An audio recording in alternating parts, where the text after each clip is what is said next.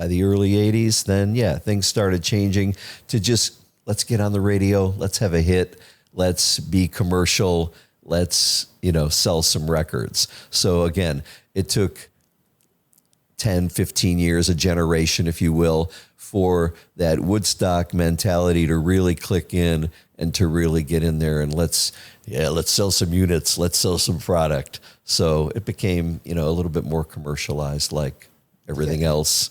Did it become more about, at the end of the day, the business model side? How do we make money? Because, for example, even a band, if people aren't aware, like Led Zeppelin was kind of actually put together as well. Like when they were building that band, it wasn't like they started at age 15 in the garage and they grew from there. Well, no, John Paul Jones was an accomplished producer of so many 60s hits. So he knew how to make the sounds in the studio. Jimmy was a great guitar player, had been playing since he was, a little kid, and he knew everything about the guitar. How it came together with Bonham and Plant, that's the magic of music, where you just have to kind of get together with your mates and see what happens.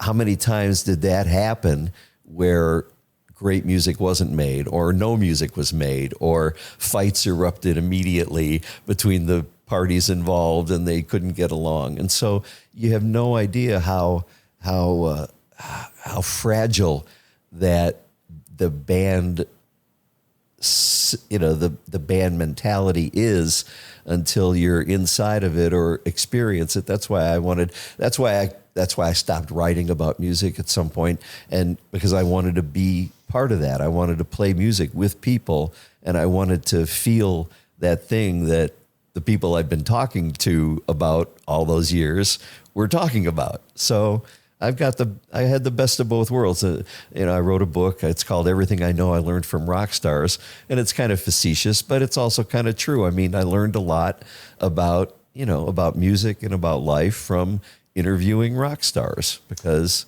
they live a big life. Yeah, and a lot of the bigger, probably one of my more favorite voices, like your Jimi Hendrix, your Janis Joplins. They all died at a young age. Sure, 27 Club. A lot of conspiracy behind it. It's not, maybe we don't need to get into that as well. Do you see this music ever making a return? And kind of to go in a bit of a circle, like, for example, your Beethovens, that was an era, and maybe that cannot be remade. The Zeppelin eras, the Aerosmith, your AC/DCs. Can that sound ever come back to life again?